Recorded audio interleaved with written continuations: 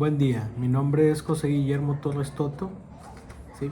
Soy estudiante de la Universidad de UTEL y esta es la tarea de la semana 3 de la materia electrónica con el profesor Rodrigo Avilés Villarreal.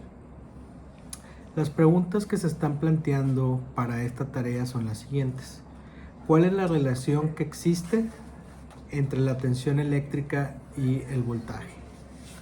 En varios lugares donde estuve revisando nos hacía hincapié que es básicamente lo mismo, por lo cual sería importante definir y luego yo daré lo que para mí es la relación que hay entre ellos.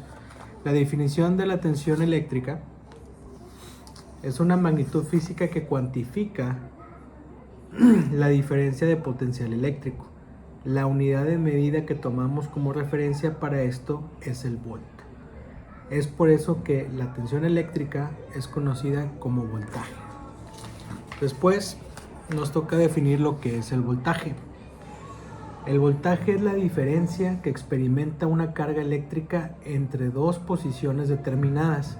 Una forma práctica de realizar esta medición es con un aparato llamado voltímetro.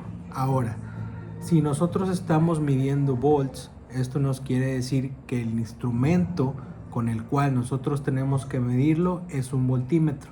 Si estuviéramos viendo amperes, utilizaríamos un amperímetro. ¿Okay? Entonces, para mí, la relación que existe entre la tensión eléctrica y el voltaje es que la tensión eléctrica se relaciona con el voltaje, ya que la energía que se manda se mide en volts y la muestra puede ser tomada de un lazo conector. ¿Qué es un lazo conector? En este ejemplo yo lo estoy poniendo como si fuera un cable por donde está pasando la corriente de electrones. Para la pregunta número 2 dice, ¿para qué nos sirve saber la intensidad eléctrica que tiene un circuito? ¿Sí? La intensidad eléctrica es el flujo de carga por unidad de tiempo que recorre un material. Estos ocasionan por un movimiento de electrones, que es lo que yo les explicaba. Cuando nosotros mandamos energía, en realidad lo que estamos mandando son electrones. Si nosotros agarramos un cable que está energizado, que son los famosos jueguitos de los toques, si nosotros agarramos eso, estamos agarrando los electrones tal cuales, ¿sí? Por los cuales al momento de nosotros, nuestro cuerpo es continuidad, pues al tocarlo luego entra la corriente y sentimos el golpe, ¿no? Al interior de dicho material. Entonces, la intensidad eléctrica ayuda a conocer la potencia con la que se mueve una carga eléctrica, conocida también como corriente, ¿sí? Entonces, dependiendo de la cantidad de electricidad que esté pasando, es lo que nosotros, por ejemplo, en el caso de unos toques, ¿sí?, sentiríamos, porque no es igual sentir un toque eléctrico de, digamos, a lo mejor cuando ponemos una batería en nuestra lengua, a pues básicamente estar cambiando a lo mejor el foco de nuestra casa y agarrar los cables directamente de la corriente, ¿sí? La unidad de medida que utilizamos para medir la intensidad eléctrica o corriente es el amperio, ¿sí?, que es lo que yo les comentaba. Así como en el amperímetro, en la tensión eléctrica es el voltímetro, para el amperio nosotros recurrimos a un amperímetro. Se representa como un coulomb sobre segundo. A continuación vamos a revisar algunas de las principales unidades de medidas y para qué nos pueden servir, que viene siendo la pregunta 3. ¿Cuáles son las unidades de medida del voltaje, la intensidad de corriente y la resistencia? ¿Y de dónde se obtienen? ¿Sí? El columbio o coulomb, fue nombrado en honor del físico francés Charles-Augustin Coulomb y mide la fuerza entre cargas eléctricas.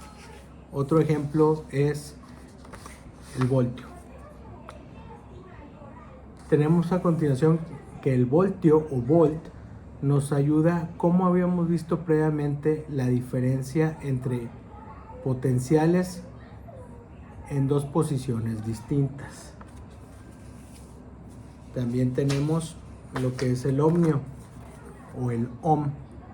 Tenemos también que es la resistencia eléctrica entre dos puntos de un conductor, ¿sí? Lo cual esto nos indica que, por ejemplo, nosotros podemos tener en el caso de mis prácticas como trabajador, ¿sí? He llegado a ver que nosotros utilizamos una resistencia, ¿sí? Para poder desviar, ¿sí? Una descarga eléctrica hacia un dispositivo, que es básicamente lo mismo que haría un fusible. Entonces concentran toda esa energía para que en vez de que se dañe todo lo que está después, se dañe la resistencia, se queme la resistencia o se dañe el fusible. Y otro sería el Siemens, que es la conductancia eléctrica entre dos puntos de un conducto. Estos son solo algunos de los ejemplos que se utilizan para medir las variables eléctricas. Y luego dice la pregunta número 4. Ejemplifica las respuestas anteriores para que quede más claro. Entonces, para este punto voy a cambiar la dirección de la cámara, si es que se puede. Si no se puede, bueno, creo que no se puede. Bueno, voy a intentar voltear la computadora. ¿Sí? En este caso, lo que estamos viendo, lo que yo estoy tomando como referencia, es una manguera con agua. Entonces, si nosotros tenemos una manguera donde está pasando agua, nosotros vemos que está pasando con cierta fuerza y con cierta fuerza de cuánta agua está saliendo por la manguera.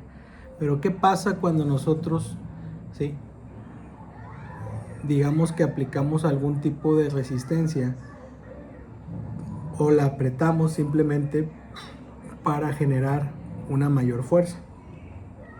Eso quiere decir que cuando nosotros la apretamos, viene representando como si fuera un voltaje, porque nosotros estamos produciendo un empuje, ¿sí?, más allá de lo que está pasando actualmente por el lazo conductor, ese lazo conductor viene siendo la manguera.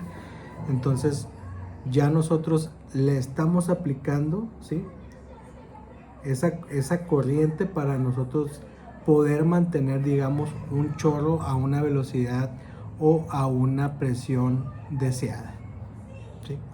Espero que con esto haya quedado claro y les agradezco mucho por su tiempo.